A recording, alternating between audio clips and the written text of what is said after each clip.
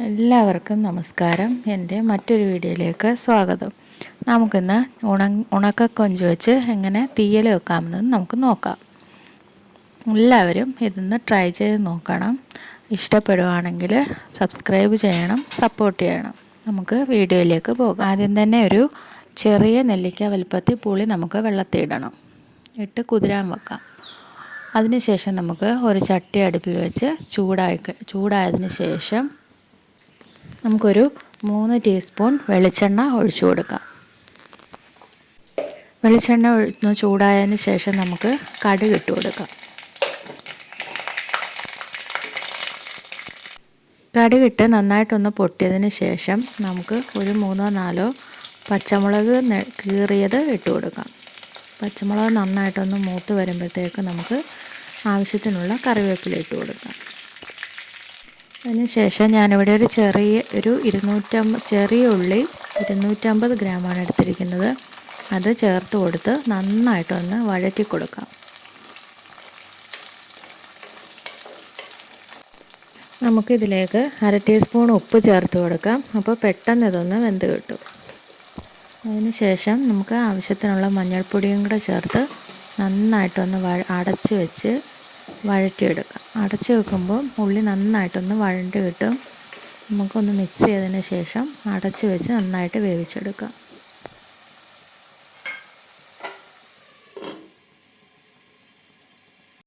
ഇവിടെ ഉള്ളി ഒന്ന് ചെറുതായിട്ടൊന്ന് വെന്ത് വന്നിട്ടുണ്ട്. അതിനുശേഷം ഞാൻ ഇവിടെ 2 മുരിങ്ങയ്ക്ക എടുത്തിട്ടുണ്ട്. മുരിങ്ങയ്ക്ക ചെറുതായിട്ട് പോലെ അരിഞ്ഞത് ചേർത്ത് കൊടുത്ത് നന്നായിട്ടൊന്ന് വഴറ്റി കൊടുക്കുക.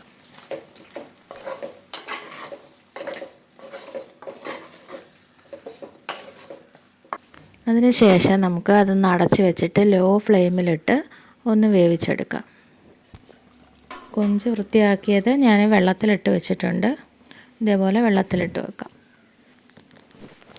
അതിനുശേഷം ചീനച്ചട്ടി ചൂടായി കഴിയുമ്പോൾ നമുക്ക് തേങ്ങ ഇട്ട് കൊടുക്കാം. ഞാൻ തേങ്ങ ഇവിടെ മിക്സിയിൽ ജാറിലിട്ടൊന്ന് ക്രഷ് ചെയ്തെടുത്തിട്ടുണ്ട്. അപ്പം പെട്ടെന്ന് വറുത്ത് കിട്ടും. കണ്ടില്ലേ, നമ്മൾ തേങ്ങ ഇട്ട് കൊടുത്തതിന് ശേഷം ഒരു 2 ടീസ്പൂൺ മല്ലി ഞാനിവിടെ ഇട്ട് കൊടുത്തിട്ടുണ്ട്. അതിനുശേഷം ഇതിലേക്ക് കറിവേപ്പില കൂടി ചേർത്ത് കൊടുക്കാം. അതിനുശേഷം ഒരു 4-5 ചുവന്നുള്ളി ചെറിയുള്ളി ഞാനിവിടെ അരിഞ്ഞത് ചേർത്ത് കൊടുത്ത് നന്നായിട്ട് നമുക്ക് ഒന്ന് ഇളക്കി കൊടുക്കാം. ഇളക്കി നമുക്ക് വറുത്തെടുക്കാം. തേങ്ങ ഒന്ന് മൂത്ത് കിട്ടുന്ന സമയം കൊണ്ട് നമുക്ക് നമ്മൾ വൃത്തിയാക്കി കഴുകി വെച്ചിരിക്കുന്ന ഉണങ്ങിയ കൊഞ്ച് നമ്മുടെ ചട്ടിയിലേക്ക് ചേർത്ത് കൊടുക്കണം. ചേർത്ത് കൊടുത്ത് നന്നായിട്ടൊന്ന് മിക്സ് ചെയ്ത് അടച്ച് വെച്ച് നന്നായിട്ടൊന്ന് വേവിച്ചെടുക്കാം.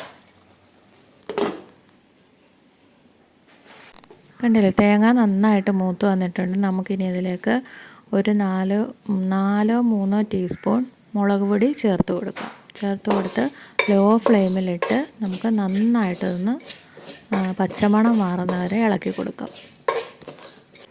അതിനുശേഷം നമുക്ക് വറുത്ത് വെച്ചിരിക്കുന്ന തേങ്ങയൊക്കെ ഒന്ന് തണുത്തതിന് ശേഷം മിക്സിയുടെ ജാറിലിട്ട് നന്നായിട്ടൊന്ന് പൊടിച്ചെടുക്കണം.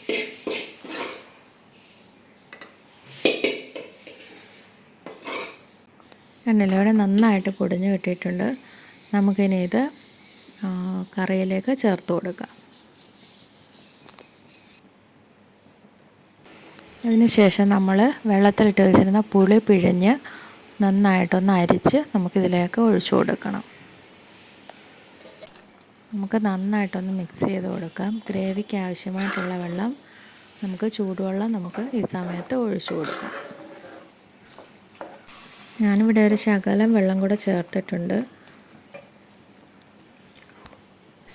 അതിനുശേഷം നമുക്ക് ഉപ്പൊക്കെ നോക്കിയിട്ട് ഉപ്പില്ലെന്നുണ്ടെങ്കിൽ ശകലം ഉപ്പും കൂടെ ചേർത്ത് കൊടുത്ത് അടച്ച് വെച്ച് ലോ ഫ്ലെയിമിൽ ഒരു 5 മിനിറ്റ് നമുക്ക് തിളപ്പിച്ചെടുക്കാം. അതിൻ്റെ എണ്ണയൊക്കെ ഒന്ന് തെളിഞ്ഞ് വരുന്നിടം വരെ നമുക്ക് ഒന്ന് തിളപ്പിച്ചെടുക്കാം. കണ്ടില്ലേ, ഇവിടെ എണ്ണയൊക്കെ തെളിഞ്ഞ് നല്ല പാകമായിട്ടുണ്ട്. നമുക്കിനി ആവശ്യമുണ്ടെങ്കിൽ കറിവേപ്പില കൂടി ഇതിനകത്തിലേക്ക് ചേർത്ത് കൊടുക്കാം. എല്ലാവരും ഇതൊന്ന് ട്രൈ ചെയ്ത് നോക്കണം. സബ്സ്ക്രൈബ് ചെയ്യണം, സപ്പോർട്ട് ചെയ്യണം.